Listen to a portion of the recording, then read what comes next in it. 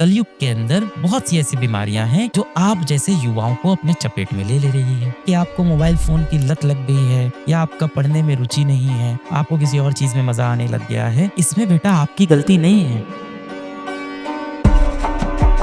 मान लो किसी व्यक्ति को बुखार हो गया और डॉक्टर उसे क्या बोलेगा, तुम्हारी गलती है, तुम्हारी गलती से तुमको बुखार हुआ, तुम्हारी गलती से तुमको ये डिसऑर्डर हुआ है, तुम्हारी गलती से ये तुम्हारी तबीयत खराब हुई है। नहीं, बीमारियां हैं, बाहर हमारे पर्यावरण में है, हमें चपेटे में ले लेती हैं। इसी तरह से कलयुग के अंदर बहुत सी ऐसी बीमारियां हैं जो आप जैसे युवाओं को अपने चपेट में ले रही है। वो बीमारियां क्या हैं? वो बीमारियां हैं ये सोशल मीडिया प्लेटफॉर्म्स, इंस्टाग्राम हो गया, यूट्यूब हो गया, व्हाट्सएप हो गया। अब बताया तो बहुत अच्छे तरीके से जाता है कि व्हाट्सएप बनाया है ताकि आप बात कर सको दोस्तों से, दूर बैठे व्यक्ति से आप बातें कर सको। इंस्टाग्राम इसलिए आप अपनी फोटो डाल सको, यूट्यूब इसलिए है कि आप शिक्षा प्राप्त कर सको पूरी दुनिया की। पर असल में इसका क्या इस्तेमाल हो रहा है आपको भी पता है। तो कलयुग के अंदर ना बहुत सारी इस तरह की बीमारियां टहल रही हैं। और जो आप कहते हो ना कि आपको मोबाइल फोन की लत लग गई है या आपका पढ़ने में रुचि नहीं है, आपको किसी और चीज में मजा आने लग गया है, इसमें बेटा आपकी गलती नहीं है। मुझे लगता है आपकी जनरेशन को इस चीज का एक श्राप मिला है। पर्यावरण पूरी तरह से दूषित हो चुका है। ये एक बीमारी है और इसे हमें समझना होगा। आपके अगल बगल बहुत सारे नए युग के शैतान हैं, ये नए युग के रावण हैं जो हमारे अगल बगल टहल रहे हैं, हमें अपने चपेटे में लेने की कोशिश कर रहे हैं, हमें अपने लक्ष्य से भटका रहे हैं।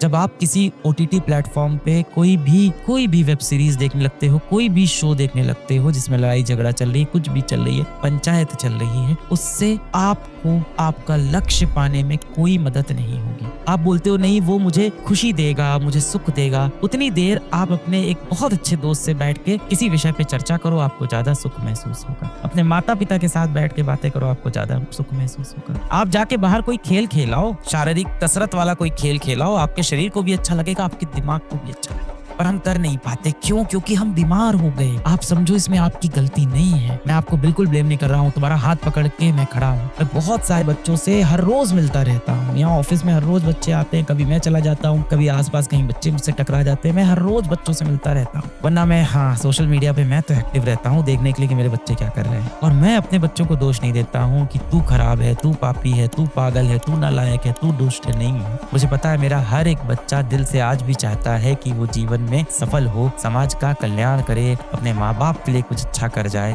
मेरा कोई बच्चा अपने जीवन में रावण नहीं बनना चाहता, बिल्कुल नहीं बनना चाहता।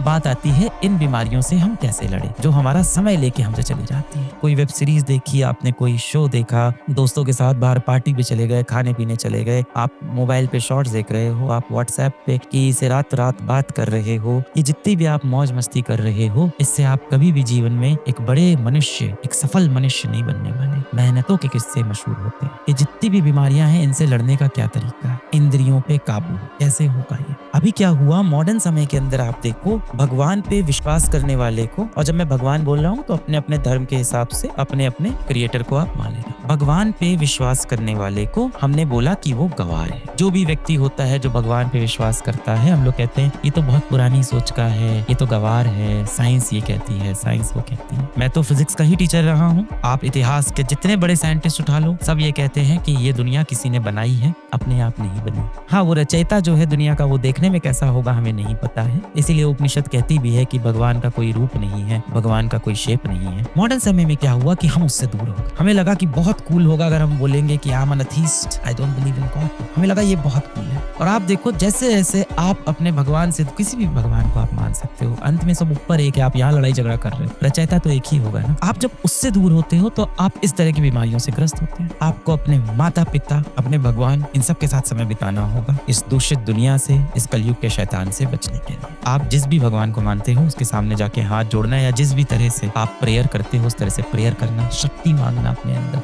वही आपका असली साथी है, उसने ही आपको बनाया है। और आपके माता पिता, इनसे शक्ति लेना, इनसे बात करना, जीवन में सुधरते हैं, बहुत बढ़िया जीवन में करेंगे। और आपको अपने कल को अब भूलना पड़ेगा। जब तक बेटा आप दुख को नहीं छोड़ोगे, दुख आपको नहीं छोड़ेगा। अतीत के बोझ को लेकर आप कभी भी भविष्य में मत जाओ। आपके कल में जो हुआ वो अब खत्म हो चुका है। सामने आपका भविष्य है जिसको आप सुधार सकते हैं। और यदि भविष्य सुधर गया तो आपके कल में आप कितने असफल थे, इस बात से किसी को कोई फर्क नहीं पड़ेगा।